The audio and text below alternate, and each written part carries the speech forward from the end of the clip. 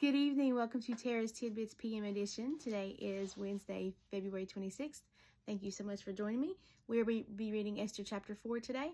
Remember, we're reading a chapter in the book of Esther every night and using this book to go along with it. This book will be linked down there in case you decide you want more of it, because I obviously can't read the whole book, but it's called the Esther Anointing. It is a wonderful, wonderful book. It changed the way I think about myself in the Lord. So, Esther chapter 4, we left chapter 3 with Haman plotting against the Jews to kill all the Jews. And the king said, okay, let's do it because they won't bow down to me. And not realizing that his wife was a Jew. So that's kind of where we picked up. Chapter 4, when Mordecai, who was Esther's cousin that raised her, learned what had been done, he tore his clothes, put on sackcloth and ashes, and went out into the city, crying aloud with a bitter wail. He stood outside the gate of the palace, for no one was allowed to enter while wearing clothes of mourning. And as the news of the king's decree reached all the provinces, there was great mourning among the Jews. They fasted, wept, and wailed, and many people lay in sackcloth and ashes. When Queen Esther's maids and eunuchs came and told her about Mordecai, she was deeply distressed. She sent clothing to him to replace the sackcloth, but he refused it. Then Esther sent for Hatshepsut, one of the king's eunuchs, who had been appointed as her attendant. She ordered him to go to Mordecai and find out what was troubling him and why he was in mourning.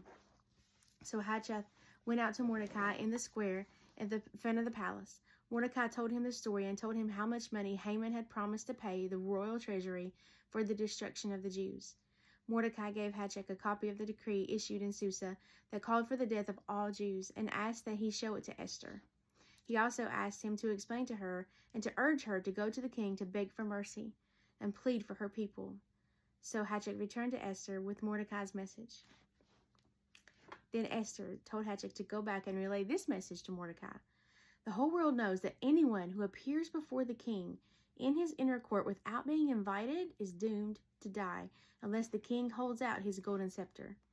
And the king has not called for me to come to him in more than a month. So Hatshepsut gave Esther's message to Mordecai. Mordecai sent back this reply. So he's wanting Esther to go to the king to plead for the Jews.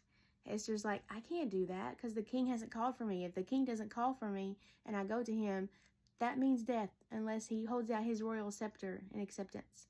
Like, that was very daunting, very scary for her.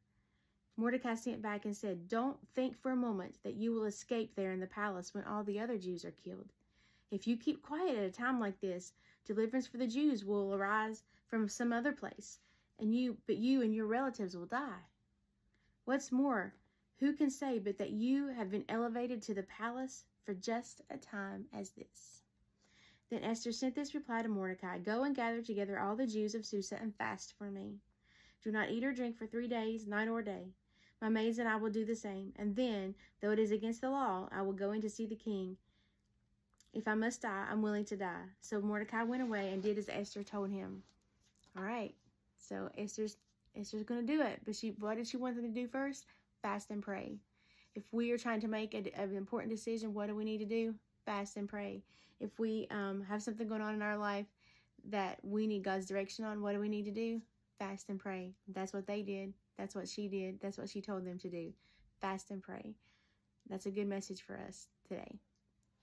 So thank you so much for joining. Remember, this book is linked down there. Tomorrow I will read a chapter in this book. Well, not the whole chapter, but pieces of the chapter that I have highlighted or underlined or jumped out at me. So go have a great evening. I do several Bible study, praise and worship on my channel during the day. But at 9:30 p.m. Eastern Standard Time, I go live on the TikTok channel with live Bible study and praise and worship. And I would love to have you join me for that. 9:30 p.m. Eastern Standard Time. All right? Have a great evening.